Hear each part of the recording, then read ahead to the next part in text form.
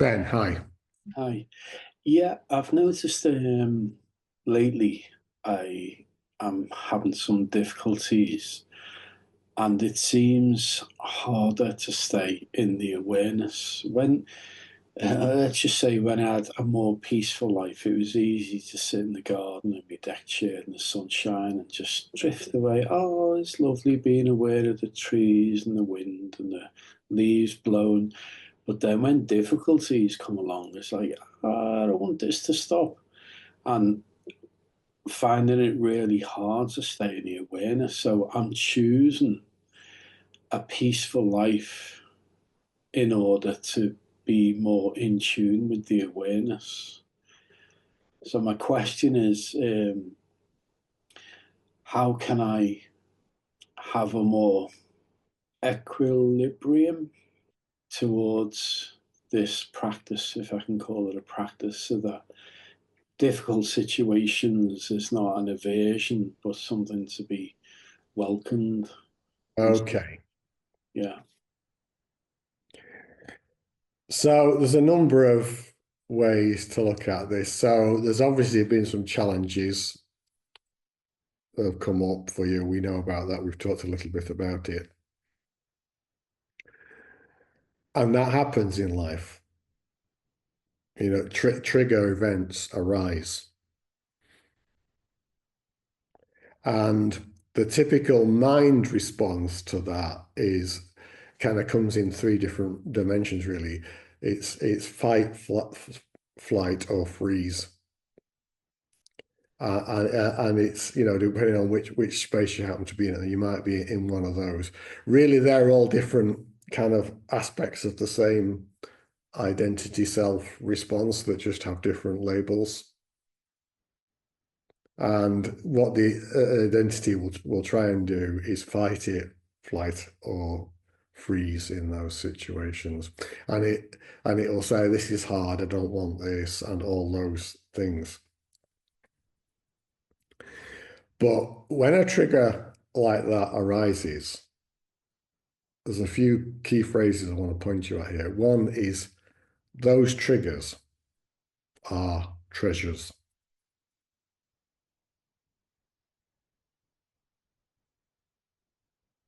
Those triggers are treasures. That to the mind might sound crazy. Now, the reason that's true is because when you're triggered by an event in life and it brings up some intense emotion, say, then that is an invitation from within to look that directly in the eye, to feel the emotion, to face the emotion, to not judge the moment, not try and send it away, not see that you're beating it up, not try and run away from it, but simply to look at it directly from awareness, face it, feel it, witness it, however intense it might be. And just like I did with the singing bowl earlier, there's only ultimately one thing that's going to happen there, providing you trust the awareness. And that it's that the emotion will fade in intensity, will dissolve of its own accord, effortlessly and silently, without Ben having to do anything. The awareness, the silence, the stillness will do all of the work. And that awareness doesn't go anywhere because this trigger's arrived. It's the awareness, ultimately, that's aware of the trigger event suddenly shooting into grasping attention and then being seen and watched. So head might say, run away from this event and go to a more peaceful place. Awareness is saying, no, stop right here. Look at this. Obviously, if somebody's coming at you with a gun, you might want to make a move, but I'm not talking about that situation. I'm talking about, a trigger emotional event where you can have the choice to stop to look and to listen. Not to run away, not to fight, not to flight, and not to freeze. At some point in that process, you're going to say, emotions here. It's an invitation. Let's look at this. Let's sit with this. Let's face it. Let's feel it. Let's witness it. It may not happen immediately, but at some point you're going to recognize you've been triggered. That's the time. That's the time. And the more that you do that, face it, feel it, witness it, and trust the awareness. And that's what the 8 days program I was talking about earlier is all about. If you like, the how-to in great depth of that. The more that you do that, the more that wave will fade and dissolve, and you might find there's another wave that comes. It might be a smaller one, it might be a bigger one, who knows? But eventually, the more that you do that, the more the emotional body, the pain body, gets dissolved, the less you will be triggered, the more peaceful you'll be in any situation, no matter what's going on. And you're likely to find that those trigger events are less frequent,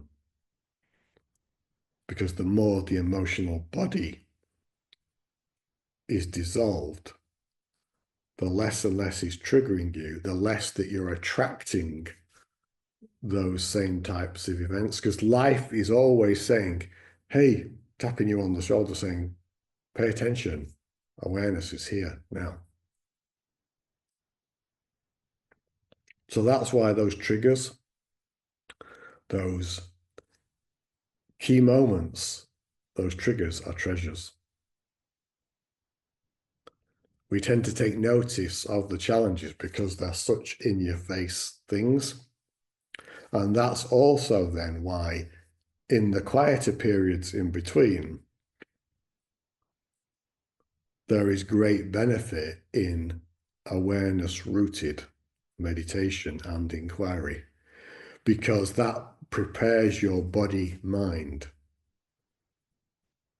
You're more anchored in a deeper place, and the trigger event doesn't hit you as hard when it comes.